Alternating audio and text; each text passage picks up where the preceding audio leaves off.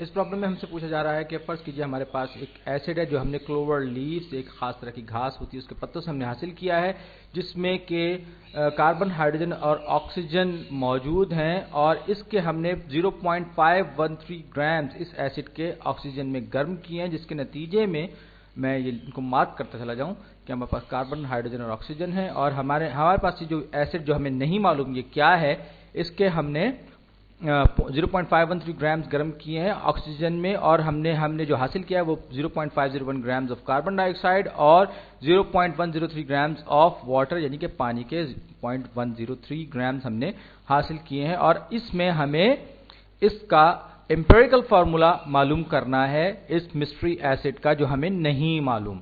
तो जाहिर बात है कि ये हम बैलेंस नहीं कर सकते स्टोइकियोमेट्री के हिसाब से, क्योंकि हमें नहीं मालूम कितने कार्बन, कितने हाइड्रोजन और कितने ऑक्सीजन है। इसलिए हमने इसको सपोज करके CXHYOZ लिख दिया, और इसने ऑक्सीजन के साथ रिएक्ट किया है, O2 के साथ रिएक्ट किया है, और ये स्टेटमेंट से हमें पता चल रहा है। और इसके नतीजे में जो चीज हमें हासिल हुई है वो है कार्बन डाइऑक्साइड,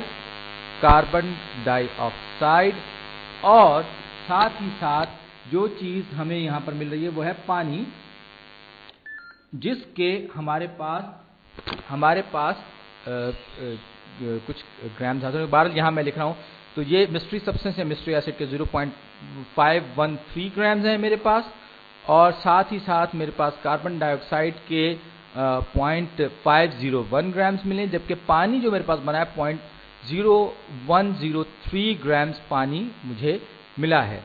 तो ये हमने पिछली वीडियो ही की तरह से इस प्रॉब्लम को सॉल्व करेंगे, लेकिन ये थोड़ा सा मुश्किल होगा। अलबत्ता अच्छी बात यह कि यहाँ हमें सिर्फ सिंपलेस्ट रेशियो मालूम करना है, यानी कि एम्पेरिकल फार्मूला मालूम करना है, जो कि इसके मुख्तलिफ एटम्स के दरमियान होगा। क्योंकि अच्छा, यहाँ पर एक बात और ध्यान रखिए कि ये आपको लेफ्ट हैंड साइड पे 2 जगहों पर ऑक्सीजन है और राइट हैंड साइड पर भी 2 जगहों पर ऑक्सीजन है, लिहाजा ऑक्सीजन से डील करना थोड़ा सा मुश्किल होगा। लेकिन कार्बन दोनों तरफ से एक मर्तबा है, हाइड्रोजन भी एक मर्तबा है।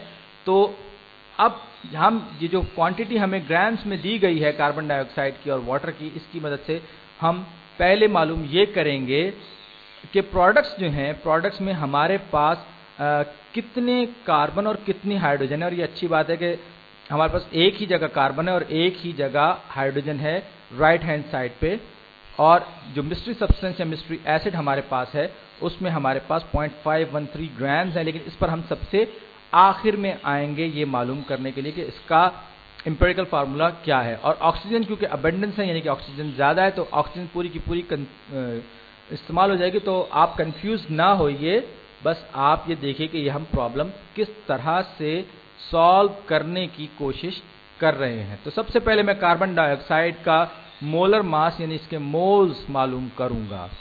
सही, तो यहां पर क्या है, मेरे पास 0.501 ग्राम्स हैं कार्बन डाइऑक्साइड के, जो कि मुझे इस प्रॉब्लम में दिए गए हैं। इसे मैं कार्बन डाइऑक्साइड के मोल्स में कन्वर्ट करूंगा। तो ये मोल्स में कन्वर्ट करने के लिए, जैसे कि आपको याद होगा, moles of carbon dioxide by grams of carbon dioxide, ताकि डिनोमिनेटर न्यूमरेटर के साथ, उस तरफ वाले के साथ कैंसिल आउट हो जाए। और आपको जैसे कि हम बहुत दफ़ा निकाल चुके हैं कार्बन डाइऑक्साइड के 1 मोल में कितने ग्राम्स होते हैं, तो तो हम इसको बहुत दफ़ा कर चुके हैं, सॉरी।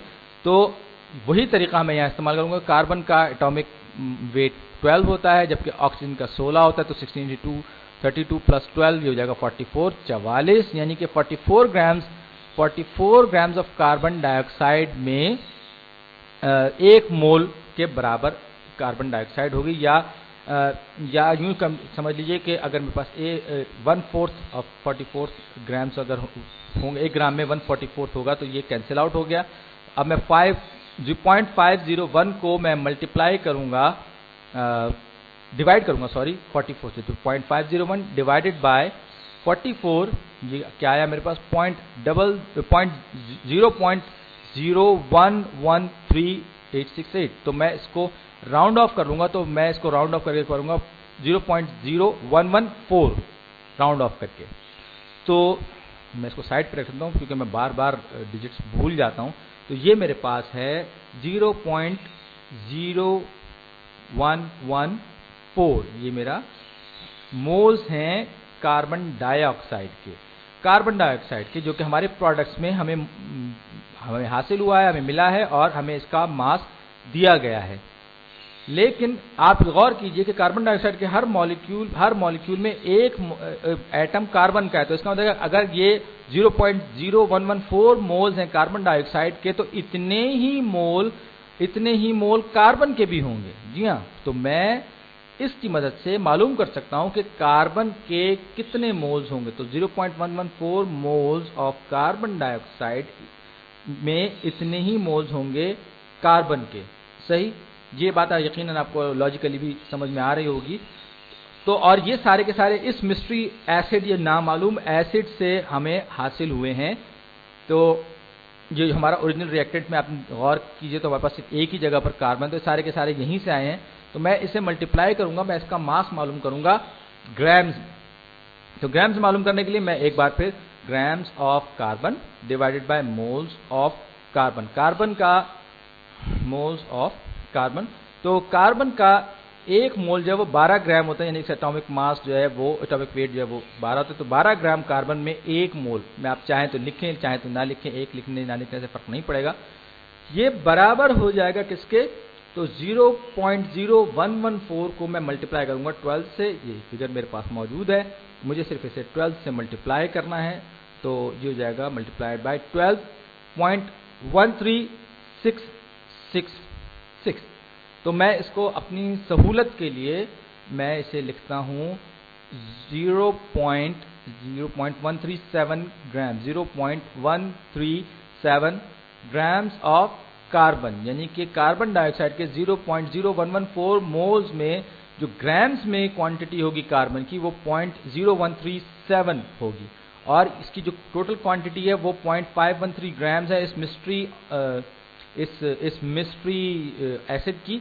तो यहां पर मेरे पास इतने मोल थे और ये मेरे पास 0.137 ग्राम्स ऑफ कार्बन डाइऑक्साइड इसमें मेरे पास मौजूद थे। हमने कार्बन की क्वांटिटी मालूम कर लिया। अब यही एक्सरसाइज हम करेंगे हाइड्रोजन को मालूम करने के लिए, क्योंकि मेरे पास लेफ्ट हैंड साइड पर भी सिर्फ हाइड्रोजन है। तो 0.103 ग्राम्स ऑफ हाइड्रोजन,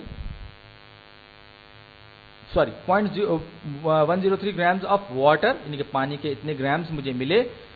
इसके जो moles of hydrogen water divided by the grams of hydrogen. अब मैं फिर वही एक्सरसाइज जरा मुख्तलिफ से क्वांटिटीज के साथ करूंगा। तो पानी का जो मॉलिक्यूल है उसमें ये 2 हाइड्रोजन 2 into 1 और एक ऑक्सीजन, यानी कि 16, ये हो जाएगा 18, यानी कि इसके एक मोल में 18 ग्राम होंगे। तो मैं इसको 1/18 से इसको मैं मल्टीप्लाई कर दूंगा ताकि मैं इस सारी की सारी क्वांटिटी को मोल्स में कन्वर्ट कर दूं, और ये डिनोमिनेटर के साथ ये कैंसिल आउट हो जाएगा। ये कैंसिल आउट हुआ, तो अब मेरे पास क्या हुआ, 0.103 डिवाइडेड बाय 18।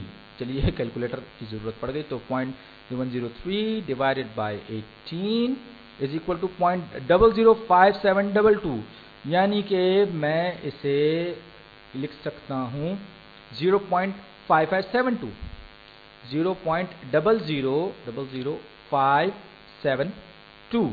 और ये हमारे मोल्स ऑफ वाटर हैं। याद रखिए हाइड्रोजन के मोल्स नहीं हैं ये हमारे पास, बल्कि ये पानी के मोल्स हैं।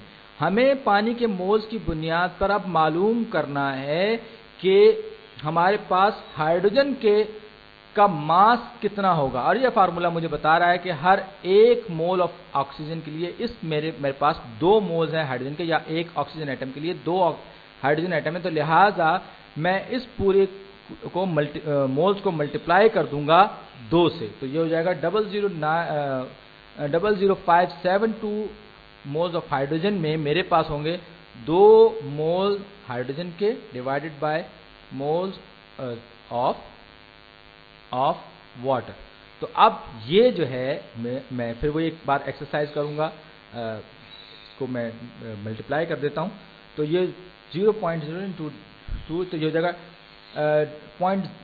0.01144। तो मैं इसे लिख लूंगा, इसको मैं लिख लूंगा, सॉरी मैं फिर भूल गया जीरो कितने लगाए। तो ये हो जाएगा 0.0114 मोल्स, ये मेरे पास मोल्स हैं हाइड्रोजन के जो कि पानी में मौजूद हैं।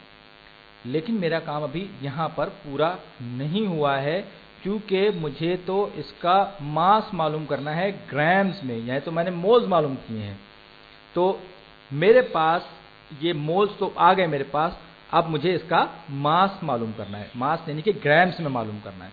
तो इसको मैं मल्टीप्लाई करूंगा, तो हाइड्रोजन का एटॉमिक मास, एटॉमिक वेट जो 1 होता है, तो ये इसको मैं 1 से जब मल्टीप्लाई करूंगा तो इतने ही ग्राम्स मेरे पास आएंगे, grams of hydrogen divided by moles of hydrogen. तो ये मोल और मोल कैंसिल आउट हो जाएंगे एक दूसरे के साथ, और मेरे पास बचेंगे, मैं इसको ऑरेंज कलर में कर लेता हूं, तो मेरे पास जो चीज बचेगी वो होगी 0.0114 ग्राम्स ऑफ हाइड्रोजन। हाइड्रोजन के मेरे पास इतने ग्राम्स रहेंगे जो कि 0.00114 मोल्स के बराबर होंगे। सही, तो अब हम मालूम कर सकते हैं कि इस सब्सटेंस में कितने क्वांटिटी ऑक्सीजन की होगी, क्योंकि हमें 2 अननोन मालूम हो चुके हैं, अब हमें एक अननोन मालूम करना है। तो जाहिर बात है कि ये 2 मासेस हमारे पास आ गई हैं, तो इनकी मदद से हम तीसरा मास मालूम कर सकते हैं। अब हमारा काम निस्बतन आसान हो गया है, बस अब हम आगे बढ़ते जाएंगे। और देखिए, तो मेरे पास जो सब्सटेंस जो मेरे पास था उसका जो मास था वो था 0.513 ग्राम्स। मैं कुछ भी नहीं लिख रहा, मैं सिर्फ नंबर्स को लिख रहा हूँ, माइनस 0.137। चलिए मैं आपकी क्या अपनी सहूलत के लिए सबको दोबारा से ठीक से लिखता हूँ, ये कलर मैंने चेंज कर लिया। तो माइनस 0.137 जो कि हाइड्रोजन का था, सॉरी कार्बन का था, और माइनस 0.0114। मेरा ख्याल है कुछ मज़ा नहीं आ रहा, तो मैं इसको सही से लिख देता हूँ। मैं शुरू करता हूँ 0.513 ग्राम्स ऑफ एसिड, या मिस्ट्री एसिड कह लीजिए, या इसको मैं वही CXCHY और OZ कर लेता हूँ, माइनस मेरे पास मास कार्बन का कितना था 0.137 grams of carbon, minus 0.0114 grams of hydrogen. तो ये किसके बराबर हो जाएगा, हमें पता चल जाएगा कि ये हमारे पास जो बाकी का जो मास है वो यकीनन ऑक्सीजन ही का होगा। चलिए हम एक बार फिर कैलकुलेटर से मदद लेते हैं। ये लीजिए जनाब 0.513, ये मैंने किया 0.513 माइनस 0.137 माइनस 0.0114, तो ये कितना हो गया जनाब, मेरे पास हो गया 0.3646। तो मैं इसको 3645 कर सकता हूँ राउंड ऑफ करने के लिए। तो मेरे पास 0.365 ग्राम्स होंगे ऑक्सीजन के, जो कि ओरिजिनल सब्सटेंस में होंगे। अब मेरे पास जो रेशियोज हैं वो मास की, यानी कि ग्राम्स में मास की शक्ल में आ गए हैं, यानी अब मैं इनके आपस में रेशियोज मालूम कर सकता हूं कि इनके कितने रेशियोज हैं। तो ये जो मेरे पास 3.365 ग्राम्स ऑफ ऑक्सीजन आ गए, तो इसको मैं मोल्स में कन्वर्ट करूंगा। याद रखिए, ये सारे रेशियोज मालूम करने के लिए हमें मोल्स चाहिए होते हैं। तो ये हो गया 1/16, तो ग्राम्स को मैं कन्वर्ट कर दूंगा, grams of oxygen cancel out हो जाएंगे, और मेरे पास हो जाएगा 0.365 डिवाइडेड बाय 16। तो एक बार फिर ये मेरे पास ऑलरेडी मौजूद है, इसको मैं सिर्फ डिवाइड कर लूँगा 16 से, तो 0.02278, इसको मैं राउंड ऑफ करके 0.0228 कर लूँगा। तो ये हो जाएगा, मैं इसको साइड पे रख दूँ, तो ये हो जाएगा 0.00228 मोल्स। याद रखिए, ये मैं मोल्स की बात कर रहा हूं, क्योंकि एम्पिरिकल फार्मूला में मोल्स ही मेरे काम आएंगे। और हम तकरीबन इस प्रॉब्लम को खत्म कर चुके हैं, पूरा कर चुके हैं।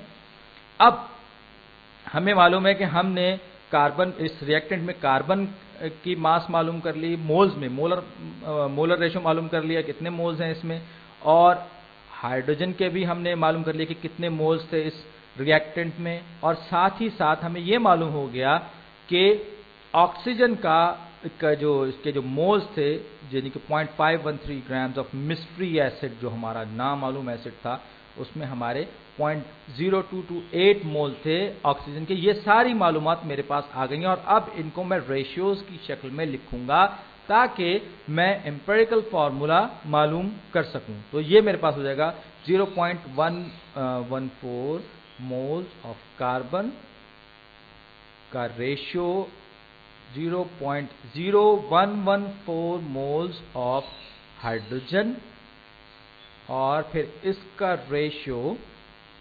रेशियो मैं निकालूंगा ऑक्सीजन के साथ, लिखूंगा 0.0228 मोल्स ऑफ ऑक्सीजन। सही। तो अब मैं इन दोनों साइड्स को, मेरे पास 0.0114 जो है वो सबसे छोटा नंबर है, तो मैं इससे डिवाइड कर दूंगा 0.0114 को। देखा, इससे फिर गलती हो गई, मैं 0.0114 को 0.114 लिख गया, ये मेरी गलती है, माजरत चाहता हूँ। ये हो गया 0.0, मैं इसको काट के सही से दोबारा लिख दूं ताकि ये मैसी ना हो, गंद ना हो, इसमें गड़बड़ घोटाला ना हो। तो ये हो जाएगा जनाब 0.0114 डिवाइडेड बाय, क्योंकि सबसे छोटा जो है फैक्टर है वो 0.0114 है, तो लिहाजा मैं इसी सबको डिवाइड करूंगा। तो 0.0114, ये भी 0.114 से डिवाइड होगा और ये भी 0.0114 से डिवाइड होगा। तो हमें आखिर में क्या मिला? बड़ी दिलचस्प बात आ गई। ये देखिए, ये पूरा का पूरा कैंसिल आउट होके 1 हो जाएगा, ये 1 मोल ऑफ कार्बन, और ये भी 1 mole of hydrogen, 1 mole of hydrogen, 1 mole of hydrogen, और इसका जो रेशियो होगा वो ऑक्सीजन के साथ। देखिए, ऑक्सीजन एग्जैक्टली डबल है 0.114 के मुकाबले में, तो ये 2 हो जाएगा। जी हाँ, ये 2 हो जाएगा। यानी ये जो मॉलिक्यूल मेरे पास है, इसमें एक जो एम्पिरिकल फार्मूला की रूप से जो सिंपलेस्ट कॉम्बिनेशन बन रहा है वो है कार्बन का 1 एटम, हाइड्रोजन का 1 एटम और ऑक्सीजन के 2 एटम। ये एक सिंपलेस्ट रेशियो है। तो मैं इसी चीज को लिखने जा रहा हूं। तो कार्बन का 1, हाइड्रोजन का 1 और ऑक्सीजन के 2 एटम्स हैं इसमें। और लीजिए जनाब, हमने अपने नामालूम एसिड का एम्पिरिकल फार्मूला मालूम कर लिया।